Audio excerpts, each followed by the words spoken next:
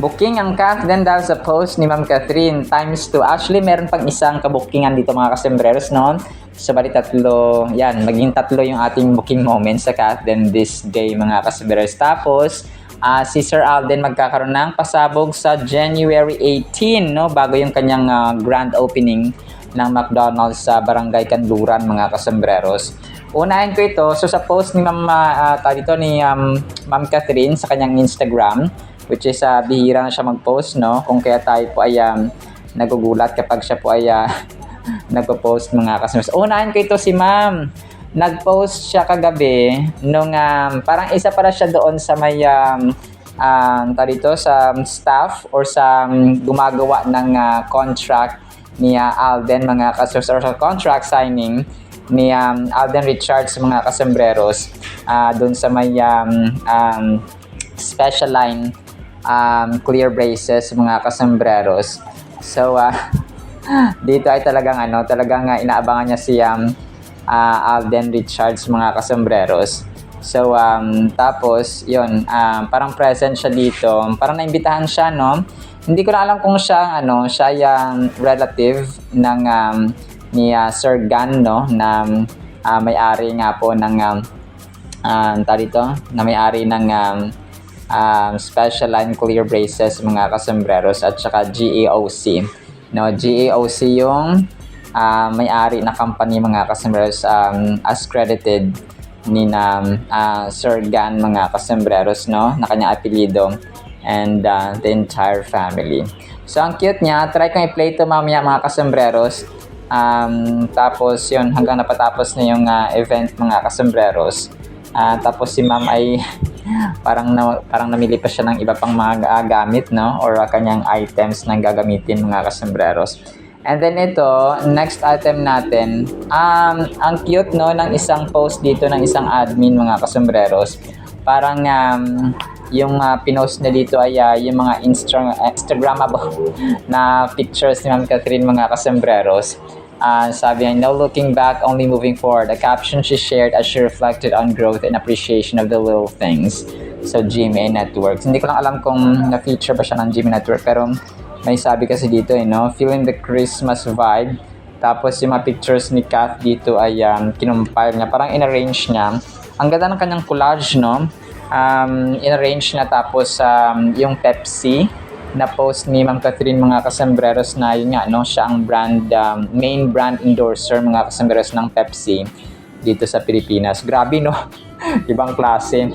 Yung Coca-Cola, hindi ko lang alam kung sino yung mga ng Coca-Cola dito. Hindi ko lang sure kung SB19, no? Yung mga brand endorsers ng Coca-Cola mga kasembreros. So, yun po. Pero ibang klase, no? Ma'am Catherine, reyna ng brand endorsement sa Pilipinas mga kasembreros. Tapos ito, natutuwa ako dito sa kanyang post mga kasembreros, 11 hours ago, no, ni mother and daughter. Parang sinabi niya dito na nag-dinner ang Catherine sa isang Cartier restaurant. O, di ba, social yung Cartier, no? Cartier restaurant. Catherine at Alden photo at the Cartier restaurant. Nag-dinner date, no? 11 hours ago niya ito pinost mga kasembreros. Pero of course, ito po ay hindi ko lang alam kung edited or part pa ng nila, no, ng Hello Love Again promotion mga kasembreros or movie dati. So masaya tayo, no, kapag to, pero wala tayong resibo kasi na legit na sila nga talaga ay nag-dinner date. Ang sure ko lang talaga ay nag-uusap ang dalawang ito privately, kasi nga dito rin sa ating item na booking ang Catherine. Ito mga kasembreros, tingnan nyo, isa sa mga bookings natin isa sa mga bookings natin dito mga kasembreros. Pero parang nirelate lang ni Mark Prin yung posisyon ng Catherine mga kasembreros. Kumaga pa yung kanilang pagiging peaceful. Tingnan nyo naman, nakahiga ang dalawa. Dun sa London ito ni Alden, yung sa kanya, tapos yung kay Catherine ay dun nga, no, sa La Union mga kasembreros na resort. So happy and at peace, no, ang Catherine mga kasembreros. Pareho sila ng posisyon, no. So yung paghiga kasi, kapapa yung pagla-lie down mga kasembreros, ay parang nag-signify, no, na you are at peace, especially kapag sa gantong mga hindi ka naman dapat humiga dito kasi nga hindi naman ito kama or sofa or something mga kasembreros, hindi naman sa loob ng bahay. So dito ay nakahiga ang dalawa, talagang nakaposisyon mga kasembreros. Ang galing ni Mark Prin, no? napagtagpi niya na naman ito mga kasumers, na miss ko tuloy yung mga posts niya. So, lying under the sky facing the sea or the sea is an evocative image that typically suggests feeling at peace or feelings of peace, contemplation, freedom, and a connection with nature's vastness. So, ito yung kanyang parang sinerch niya mga kasumers, no? Kung anong ibig sabihin ng tawag dito, ng lying under the sky mga kasambreros. So, lying under the sky means being outdoors, often reclining, experiencing the vastness above, symbolizing peace, contemplation, insignificance, or connection to nature, freedom. So, yun siya mga kasambreros. So, yun nga, no, talagang pareho talaga sila ng, ng mga ginagawa mga kasambreros. And speaking of, sige, ito na nga, itatakal ko na ito mga kasambreros. Nag-post si Ma'am Catherine sa kanyang Instagram na kung saan ay nagulat ako, no, kasi bihirang-bihira talaga mag-post si attorney. Donation about charity ito mga kasambreros, and alam natin, no, na si Sir Alden lang talaga. So, booking na naman. So, shinare niya itong The Pluff. Tapos, kung naalala ninyo, yung sa IV clinic nila na charity work din po yun. IV clinic, tapos parang nagbebenta sila ng mga eco bag na kung saan ay minodel-model pa ni attorney mga kasambreros yung mga eco bag mga kasambreros. So in collaboration yata ito ng ABS-CBN din, no? Yung kanyang bag mga kasambreros na may tatak na Hope IV mga kasambreros. Tapos yun, isa rin to sa mga charity works na connected dito sa kanyang pinost, no? Dito kasi ay yung mga donations daw dito na pupunta, no? Yung mga waste, yung mga kumbaga pa yung medyo kakaiba tong ginawa nila mga kasambreros dito sa dito sa pinost ni Ma'am Catherine mga kasambreros na yun nga, no, donation siya, pero mga talagang as in mga basura, mga plastic bottles, no, mga Tupperwares, mga basta anything na plastic mga kasambreros, mga lalagyanan ng pintura, yung mga lalagyan ng ice cream, mga balde, mga timba na mga hindi na ginagamit, no, anything, mga mga lalagyan ng pintura, mga basta mga hindi na mga galon, no, mga kasambreros, no, yung mga galon ng lalagyanan ng Zonrox, yung mga sabon, lalagyanan ng sabon ng mga plastic na hindi na ginagamit. So, ang galing, no? Ang galing ng concept nila mga kaswas kasi ginawa nilang school chairs, no? Yung mga tao dito. At ang ganda ng kulay ng mga upuan mga kaswas. Tingnan nyo, grabe, legit, Ang ganda ng parang naging tuloy siya, parang naging crack na mga marbles, no? Parang naging marmol mga kaswas yung kulay ng upuan mga kaswas. At saka matibay, no? Kasi plastic ito na makapal mga kaswas. Siguro naluan na rin ng konting kahoy. Pero ang galing lupit mga kasmiros, no? Sabi niya, and will be donated to schools in need. So grabe, nakita niyo yung pattern. So nung nakaraan, di ba, si Alden yung nag-charity works. Tapos alam ko si Ma'am Catherine, kapag nag-post kasi siya, may inaambag yan dito na pera or cash donation, pero hindi na niya binabalandra. Hindi na niya kailangang nagbigay ako ng 1 million, nagbigay ako ng 500,000, nagbigay ako ng 200,000, gano'n. So, hindi siya ganoon mga kasambreros. So, alam kong yung donations, yung charity work na ito, ay nagulat ako kasi akala ko part ng kanyang, kunwari, mga brand na hindi endorse, no? KFC, yung mga TNT ba dyan, and so on mga kasambreros. So, ito po ay charity work, no? Na alam natin na nung nakaraan, ay bago nagbakasyon si Alden, ay namigay siya ng mga pamasko, no? At saka mga charity work mga kasambreros bago dumating ang Kapaskuhan last year mga kasambreros. So talagang dito nakita mo na yung dalawa ay may dalawang pattern, no? So booking na naman ang Kathleen mga kasambreros. Pero hayaan natin, no? Because ang mahalaga nga dito ay they enjoy what they do mga kasambreros. So especially kapag tumutulong talaga mga kasambreros sa mga nangangailangan. So ito talaga yung kumaga pa yung heartbeat, yung kumaga pa yung nature ba, yung ugali na ng tao na you cannot change. Especially Sir Alden, nasa dugot naman na niya yung charity works and foundations. So especially, no, yung kanyang AR Foundation, no, yung kanyang scholars na pinapaaral mga kasambreros. So talagang saludo tayo kay Sir Alden. So and of course, no, kaya Ma'am Catherine mga kasambreros, So, yun, no? Connected yung sa IV clinic niya na campaign nila mga customers na kapag bumili ka ng eco bag ay mapupunta sa schools at saka school supplies at saka mga anything na related sa school mga customers or pag-aaral. Tapos, yung pasabog ni Alden sa January 18 mga customers ay pupunta siya, no? Dadalo siya doon sa Sikhayan Festival ni na Mayor Arlene Arcillas. Alam natin, sobrang close ni Alden sa mayor ng Santa Rosa, Laguna, mga kasambreros.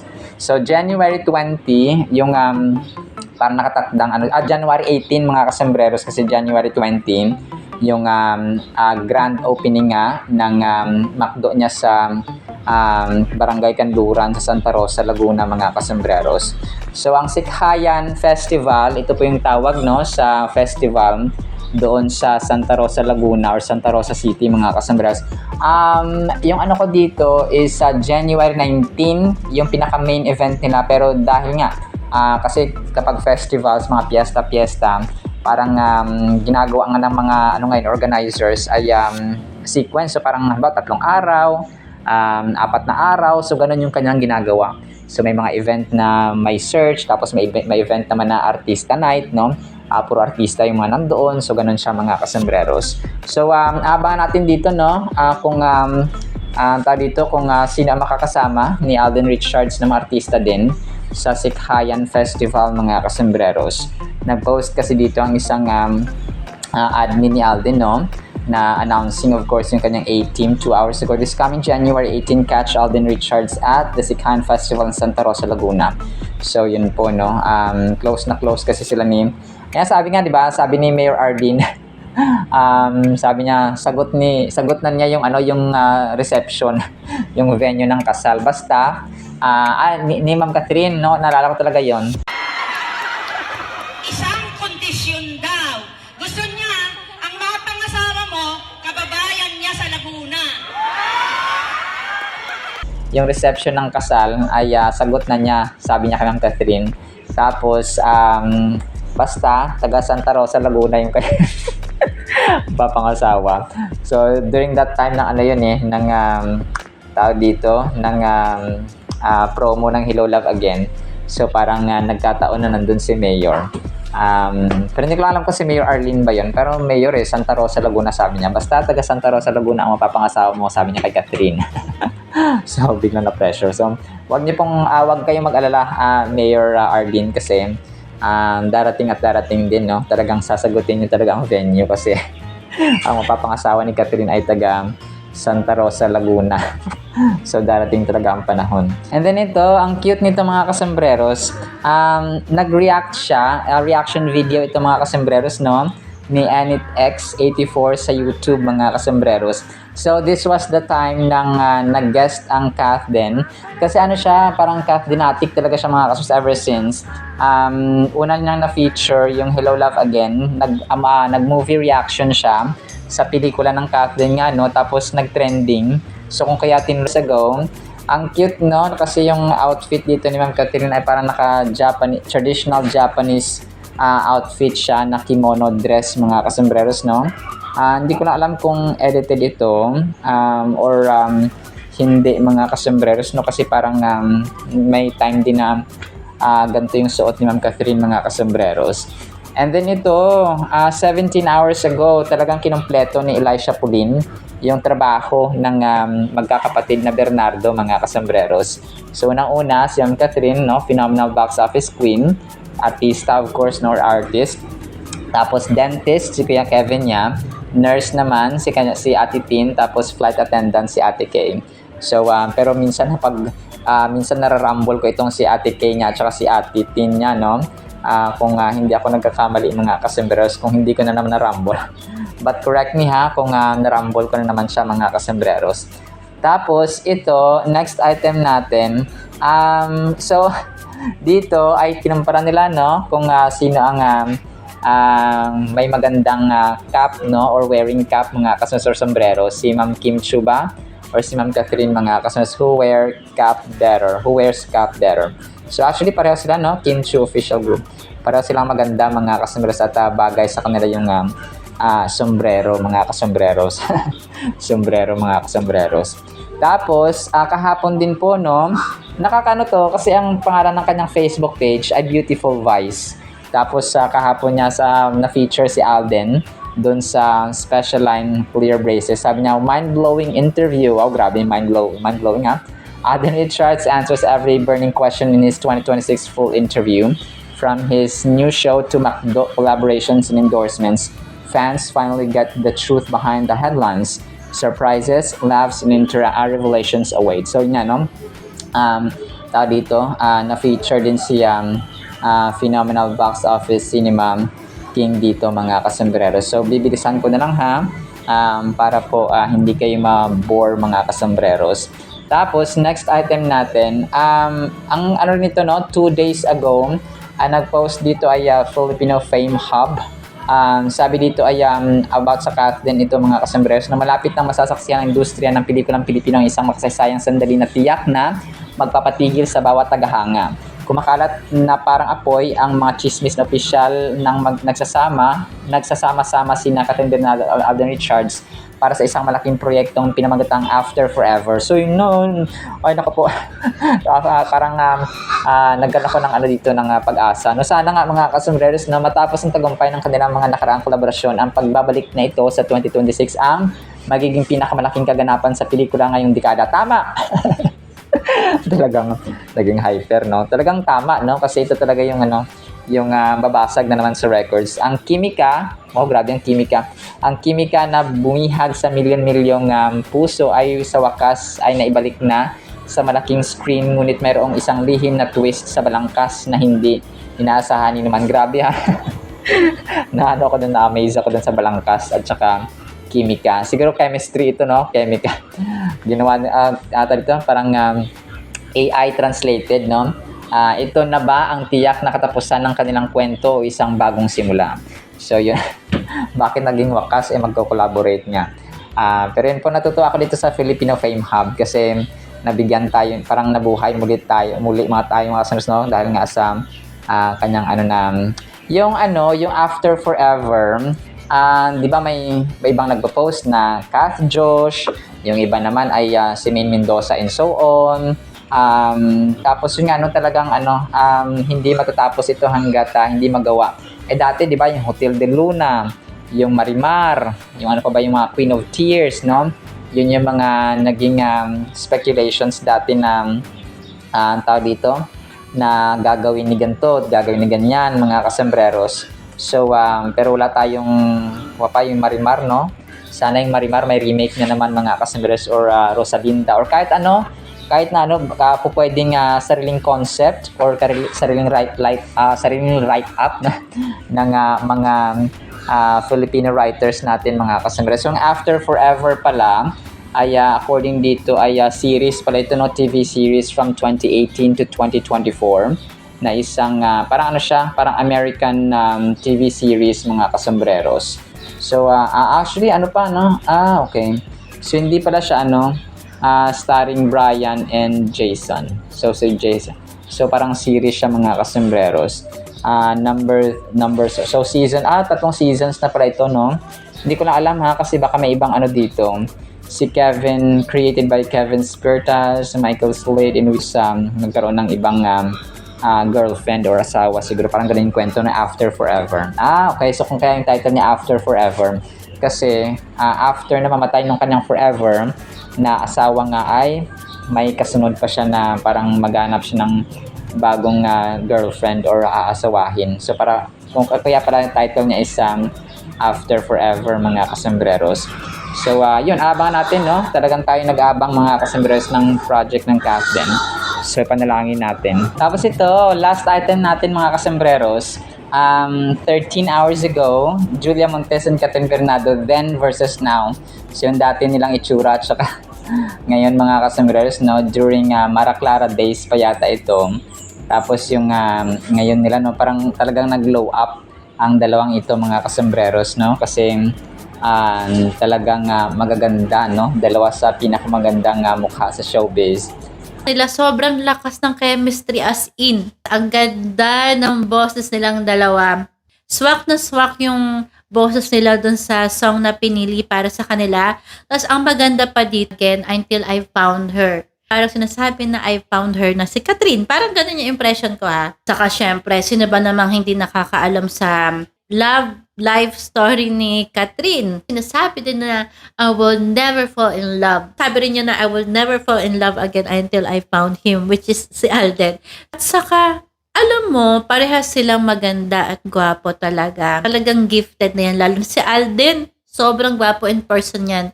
Pero close friends sila or may something na ba sa kanila during the time na ginagawa nila yung pelikula. Pero dito, kitang-kita na nag-glow up talaga sila, parehas. Alam mo yung gandang cut ngayon sa Hello Love Again movie and sobra siyang nag-blooming. At saka, alam naman natin na sobrang lakas ang Katniel fans noon. Ako ha, as a reaction vlog, akala ko, after nung Katniel, parang hindi na mapapantayan yung ganong love team. Especially na nasa seryosong relasyon si Catherine sa si Daniel talaga dati. Pero, mayroon pa palang ilalakas with Alden Richard. Saka, yun yung hindi natin ine-expect or hindi ko ine-expect na kaya palang higitan ng Katden ang Katniel. Pero guys, baka may ma-offend ng mga fans. Para sa akin, this is just my point of view at hindi ko naman kino-compare. Pero syempre, nasanay nga talaga tayo dati sa Katniel. Pero moving forward na, wag na natin pag-usapan yun. Na i-compare ko lang, na isama ko lang kasi naalala ko kasi nagre-react nga tayo. At saka, ang ganda ng impact ng pagkakanta nila. Sa start is, di ba, pinakita na si Alden, hindi ko ine-expect talaga. Iba yung gwapong Alden dito sa introduction ng kanta. Tapos nakita naman natin na duet siya. Tapos nakahiwalay lang si Catherine. Pero alam mo yung kahit hindi sila masyadong nag-holding hands, yakapan, or let's say hindi sila masyadong nagtitigan during the first few ng performance, di ba tayo, kinikilig tayo agad pag love team ay titigan habang kumakanta, may holding hands, tapos yung kunwari, hahalikan mo ng konti or hawakan mo yung kamay, di ba? Tuwan-tuwa tayo doon. Pero kay Alden at sa kay Kat, kahit na wala silang ginagawang sweetness sa isa't isa, hindi na nila kailangan i-prove sa atin na kailangan nilang maging sweet. Pero kahit walang ginagawa, kakakilig pa rin. Kahit na magkatabi lang at hindi magka-holding hands, ganun kalakas ang impact ng isang cat din. Basta bagay eh. Di ko alam kung bakit. But parang bagay na bagay sila sa isa't isa. Itong gusto ko talaga yung beauty ni Catherine. Iba talaga. Nagkaroon siya ng laman, nagkaroon ng boobs. Kasi nga, maalaga si sa katawan niya. Ang ganda ng spaghetti strap na style sa kanya.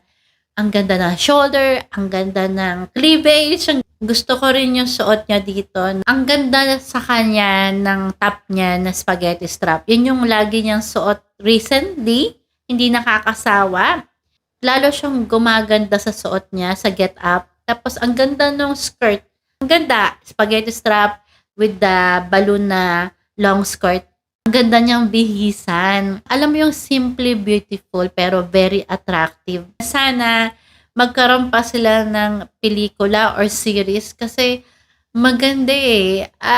Sobrang big blockbuster yung nangyari sa movie nila. At 10/10 ang score ko sa performance nito dahil panalo na sa lahat ng love team. Dinaig pa ang mga totoong mag-boyfriend and girlfriend. Pero malay mo, maging totoo. O malay mo, sila na pala talaga. Kahit sabihin nilang they are just friends, casual, or let's say close friend or best friend, we don't know. Pero iba talaga eh. Iba ang cat din. So, kakakilig. Parang pati ako nagiging fan na rin ng cat din. Wala nang hihigit. Talo na ang lahat ng love team sa buong mundo at sa buong Pilipinas. Yan ang masasabi ko. Thank you ulit sa mga Kat Den fans sa pag-support ng channel ko at sinusuportahan ko din naman ang Kat Den kasi ako ay isang fanatic na rin. At kung meron man akong maling sinabi, pagpasensyahan na. Pasensya na rin kasi ay nabubulol din sa mga sinasabi ko, lalo na pag-English. Kaya pagpasensyahan na rin kahit dahil hindi tayo perfecto na tao. So yun lang. I hope you like my reaction. If you want me to make a reaction to Kat Den, kung ano man ang gusto nyo i-react ko, please do comment down below at i-react natin yan. That's it for me for tonight. I hope you like my reaction.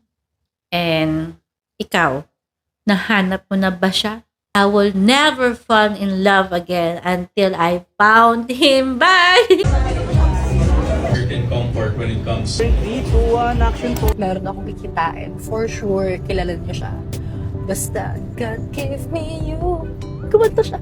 Nahanap ko na yung event, pero nakalimutan ko yung memory card ng camera ko. Ano ba yan? Naghahanap muna ako ng mabibilhan ng memory card. Sold out lahat ng pinuntahan ko na stores. Out of all the freaking days. Hello everyone, Happy New Year! The latest clear teeth aligner. Ano pong reaction to this? Where special line comes in.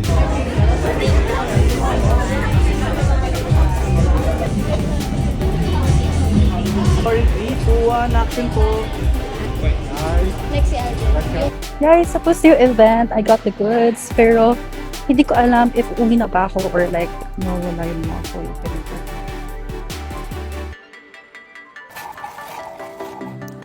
Masarap.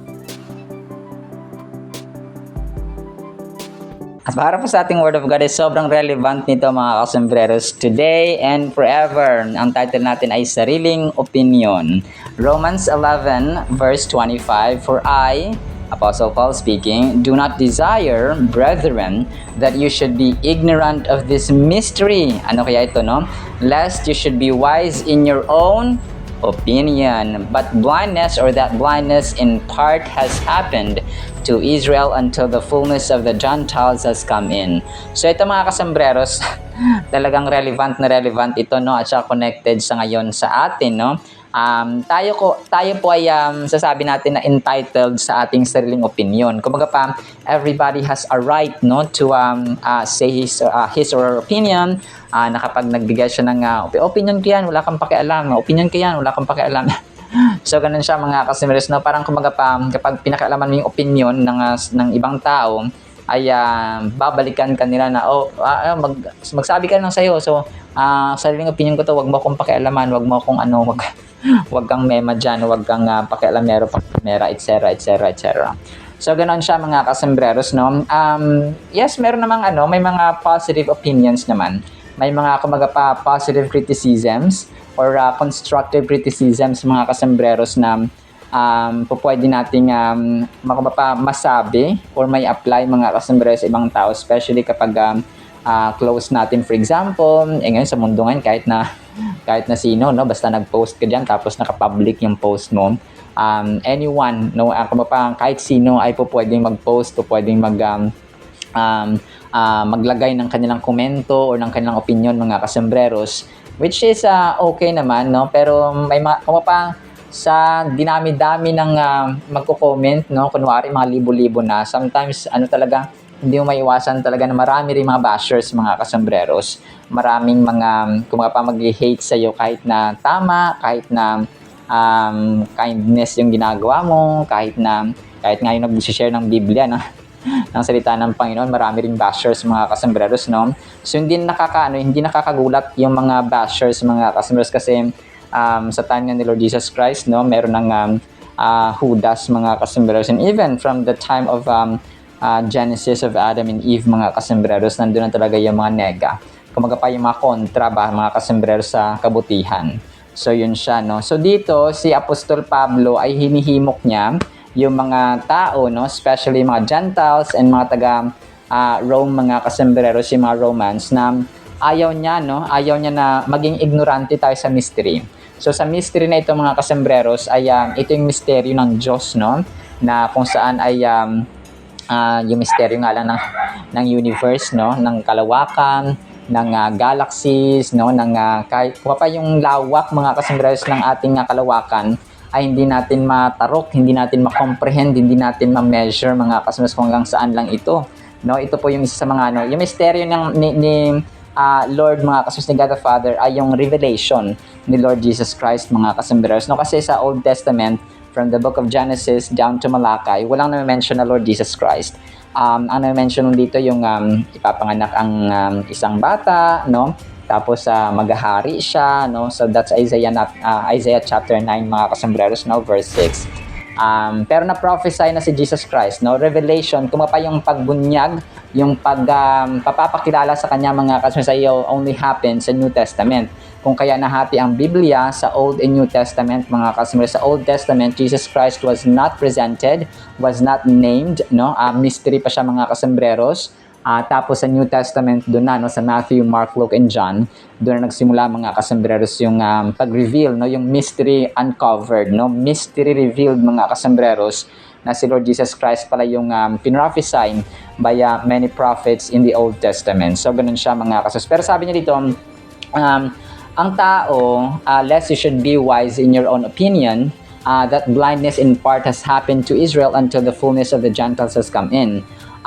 Ito ay ina-address ni Apostle Paul mga kasamaris yung significance ng concept ng Christian faith na nag-involve ng relationship between God and His chosen people. Yung kanyang mga piniling tao mga kasamaris yung Israelites. So alam natin ang Israel is the chosen nation of God mga kasamaris. Now by all the happenings, nakita natin minsan na binubomba ang Israel, kinakalaban ng gantong bansa, huwag nating isipin na nagbabago ang pangako ng Panginoon at saka yung kanyang covenant, yung kanyang agreement between Israel and Him mga kasambres. Hindi po nagbabago.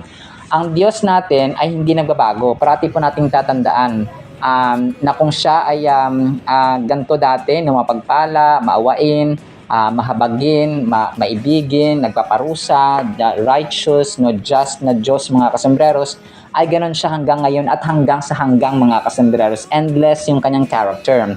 Ang kanyang kanyang eternality, yung kanyang nature, yung kanyang ugali, ay ganon siya mga kasambreros. And He's an unchanging God.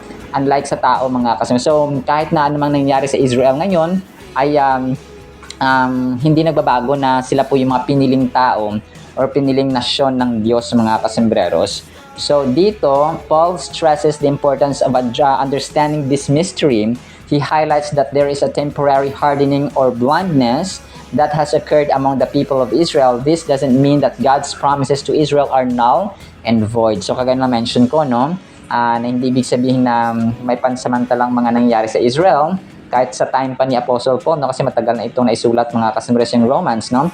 But rather, they have entered a phase in God's divine plan where they would not fully recognize the Messiah, Jesus Christ, for a period. So ito, no, yung time kasi ng pagdating ni Lord Jesus Christ ay He was not fully recognized.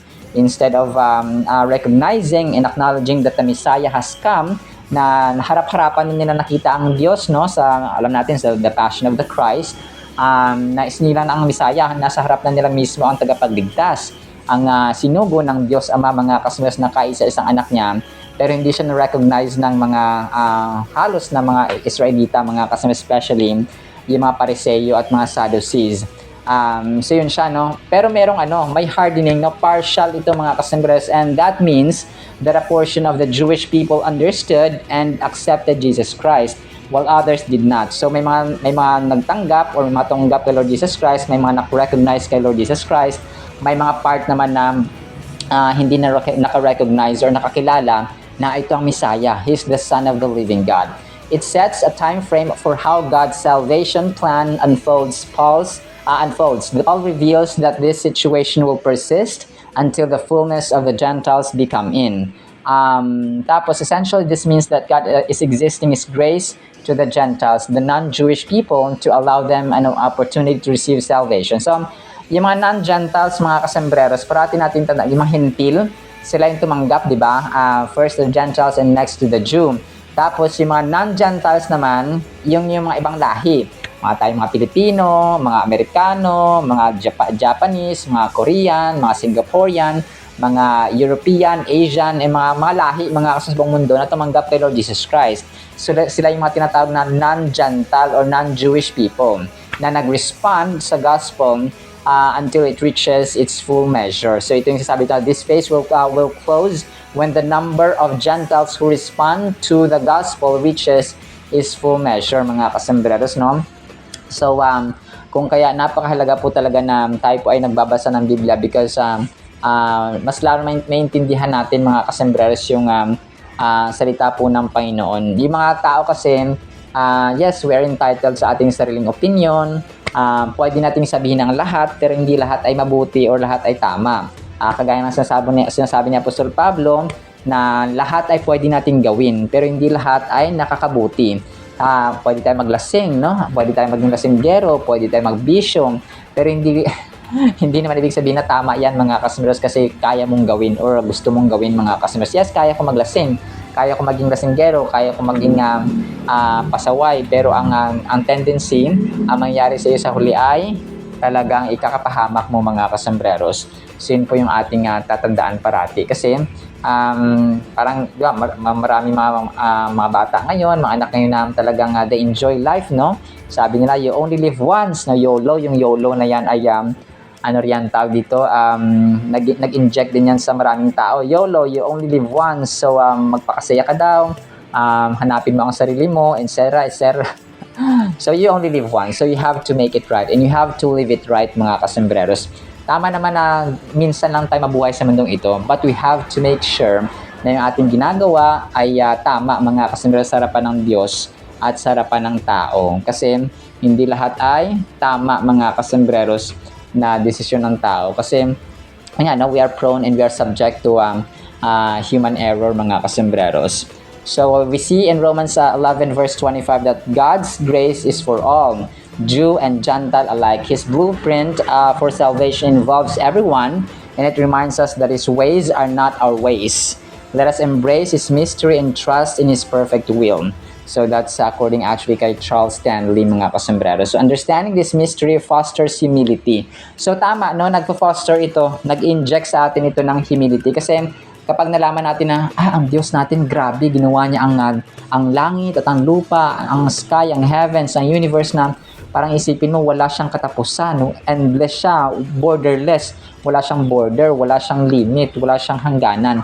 So ma-amaze ka ngayon. So ang pag na-amaze tayo, it will make us humble kasi ang Diyos natin ay ganito kalaki, ganito kataas, ganito ka-powerful. Tayo ay hindi tayo ganito ka-powerful. So, we need to humble. Kung na-humble tayo, mga kasembreros, because of God's goodness and greatness, mga kasembreros. So, hindi ito, magiging way ito na ang tao ay mas lalo magpakumbaba because we know the greatness and the grandeur and the wonders of our God, mga kasembreros, na yung mga creations niya, yung mga gawa niya, mga kasembreros, ay magpapa-amaze sa atin. So dahil mapapa-amaze tayo ng kanyang mga gawa, so we are being humbled, no?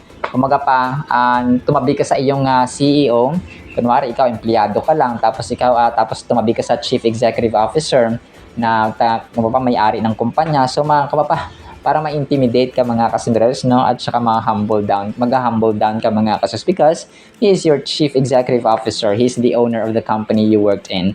So parang ganoon din ang Diyos, no? Pero yung intimidation na ito na sa ating Diyos, mga kasembreros, ay magtuturo pa at maglilig sa atin na mamahalin pa natin, mga kasembreros, ang Diyos, because mamahalin pa natin, pupurihin pa natin at dadakilain, mga kasembreros, at iaangat, no, itataas sa ating buhay by obeying His commands, mga kasembreros, sa Biblia, because that's who He is, no? His grandeur, His magnificence, His wonders are incomparable and out of this world, mga kasembreros. So yun siya, no? Talagang, yes po, pwede tayo mag-drop ng ating own opinion, sariling opinion, mga kasos, pero nakakatakot din yun minsan kasi ang opinion, walang tama, walang mali, di ba? Sabihin mo, tama ako. Pero kapag ibabangga natin siya sa word ni Lord, ay doon natin masasala na ito tama, ito hindi. So, ganun siya, mga kasos. That is why it's really important always na nare-remind tayo at magbasa tayo ng salita ng Panginoon, mga kasembreros, sa Holy Bible. Alright? So, yun lang sa ating Word of God, ha? Nawa pa'y pagpalain po tayo ng pag-ibig, pananampalataya, pag-asa, righteousness when it comes to dropping and saying our own opinions, mga kasembreros. Wisdom, no? Nagkakaroon tayo ng kaalaman sa pagsasabi ng mga salita, mga kasembreros. In Jesus' mighty, holy, sweet, magnificent, and wonderful name of the Lord Jesus Christ, we pray. Amen and amen. See you sa next segment mga kasamasan. Paalam po. I love you.